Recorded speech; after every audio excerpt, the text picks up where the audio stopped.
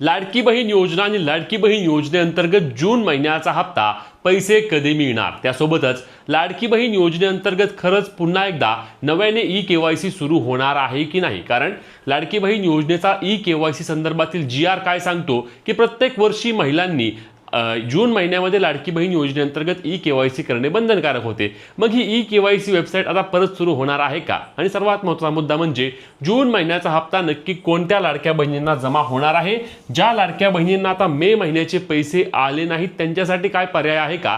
असे विविध प्रश्न लाडकी बहीण योजनेच्या निमित्ताने अनेक महिला विचारत आहेत। चला या सर्व प्रश्नांची उत्तरे जाणून घेण्याचा प्रयत्न करूया, परंतु त्याआधी अशाच कामाच्या माहितीसाठी आणि रेग्युलर योजनांच्या अपडेटसाठी आपल्या पेजला फॉलो आणि चॅनलला सबस्क्राइब करायला विसरू नका।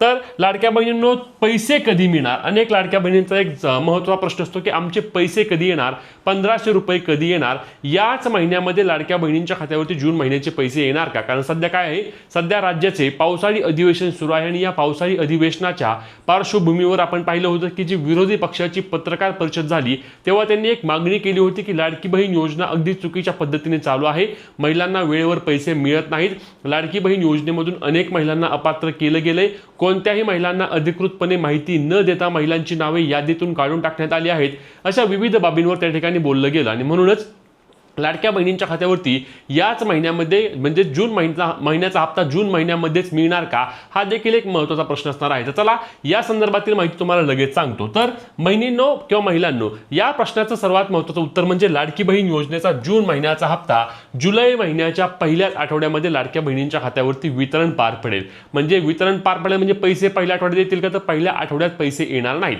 लक्षात घ्या, लाडकी बहीण योजनेअंतर्गत नवीन लेखशीर्ष आता सुरू झाले आहे। त्या नवीन लेखशीर्षाचे नियम काय आहेत मी अनेकदा सांगितले आहे, पुन्हा एकदा तुम्हाला लगेच सांगून टाकतो। तर आता आपण लाडकी बहीण योजनेची ई-केवायसी करून घेतली। ई-केवायसी करताना आपल्याला काय विचारलं होतं, तर तुमचं एक तर नाव, तुमच्या हस्बंडचं किंवा तुमच्या म्हणजे तुमच्या नवऱ्याचे किंवा वडिलांचे नाव आणि त्यासोबत तुमचा जात प्रवर्ग। आता जात प्रवर्ग आपल्याला विचारला का होता हे लक्षात आलं का? तर आता आपल्या लक्षात येत आहे। लक्षात घ्या, आता जी महिला ज्या प्रवर्गाची आहे म्हणजे ती जनरल म्हणजे ओपनची असू द्या, ती ओबीसी असू द्या, ती SC असू द्या, ST असू द्या, कुठलाही प्रवर्ग असू द्या, तर त्या प्रवर्गासाठी प्रत्येक वर्षी किंवा प्रत्येक महिन्याला एक ठराविक निधी असतो, तो निधी सरकार त्या प्रवर्गाला देत असतात। मग त्या प्रवर्गाने काय करायचं की लाडकी बहीण योजनेचा निधी देखील त्यांच्या प्रवर्गातून ऍडजस्ट करायचा। म्हणजे की ओपनच्या महिलेला ओपन महिलेचा जो प्रवर्ग असतो तो प्रवर्गाने निधी द्यायचा, SC ला SC प्रवर्गाने द्यायचा, ST ला ST प्रवर्गाने द्यायचा आणि अशा पद्धतीने लाडक्या बहिणींना पैसे द्यायचे। मग 1 ते 10च्या आधी प्रत्येक प्रवर्गाने महिला व बालविकास विभागाला निधी देणं बंधनकारक करण्यात आलं आहे। महिला व बालविकास विभागाला निधी काय द्यायचा?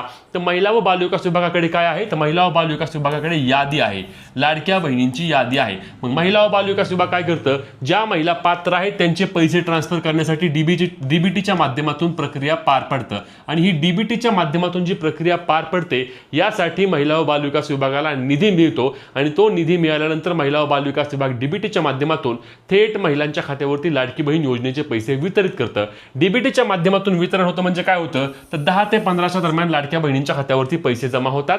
आधार कार्ड त्यांचं ज्या बँकेमध्ये लिंक आहे त्याच बँक खात्यामध्ये पैसे जमा होतात आणि अशा पद्धतीने ही वितरण प्रक्रिया पार पडते। आता या नवीन लेखशीर्षामुळे खरं तर लाडक्या बहिणींना काही प्रमाणामध्ये नक्कीच समाधान असणार आहे, कारण एक तारीख फिक्स झाली आहे। नवीन लेखशीर्षामुळे 15 तारखेच्या आधी लाडक्या बहिणींच्या खात्यावरती वितरण करणं बंधनकारक करण्यात आलं आहे। आपण पाहिलं होतं की मागच्या महिन्यामध्ये देखील म्हणजे जून महिन्यामध्ये लाडक्या बहिणींना मे महिन्याचा हप्ता जमा झाला होता, तो 15 तारखेच्या रोजीच वितरण पार पडलं होतं। त्यात देखील शनिवार रविवार असल्यामुळे वितरणास 2 दिवस विलंब झाला होता। आता या महिन्याचा हप्ता म्हणजे की जून महिन्याचा हप्ता लाडक्या बहिणींच्या खात्यावरती 10 ते 15 जुलैच्या आधी नक्कीच जमा होणार आहे आणि ज्या महिला पात्र आहेत त्यांच्या खात्यावरती योजनेचे 1500 रुपये येणार आहेत। आता पात्र महिला कोण असणार आहे तर लक्षात घ्या, ज्या महिलांचे मार्च एप्रिल मे असे 2-3 महिन्यांचे पैसे आले नाहीत त्या सर्व महिला लाडकी बहीण योजनेच्या लाभापासून यापुढे वंचित राहणार आहेत।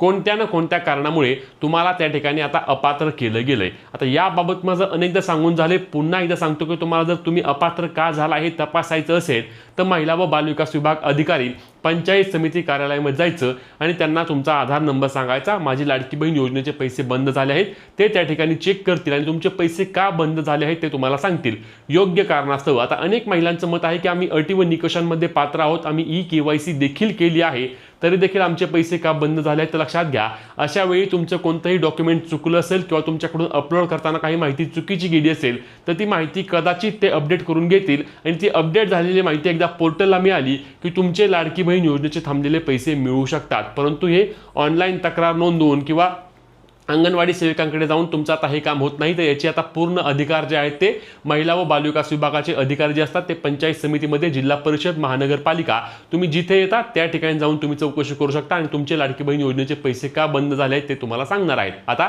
याच्या व्यतिरिक्त तुमचे जे काही प्रश्न असतील ते कमेंटच्या माध्यमातून नक्की विचारा. तुम्हाला लाडकी बहीण योजनेचे पैसे मिळतात का, कमेंटच्या माध्यमातून सांगायला. ही व्हिडिओ जास्तीत जास्त महिलांना शेअर करून पुढील सर्व अपडेटसाठी आपल्या पेजला फॉलो आणि चॅनलला सबस्क्राईब करायला विसरू नका. भेटूया पुढच्या व्हिडिओत. तोपर्यंत जय महाराष्ट्र.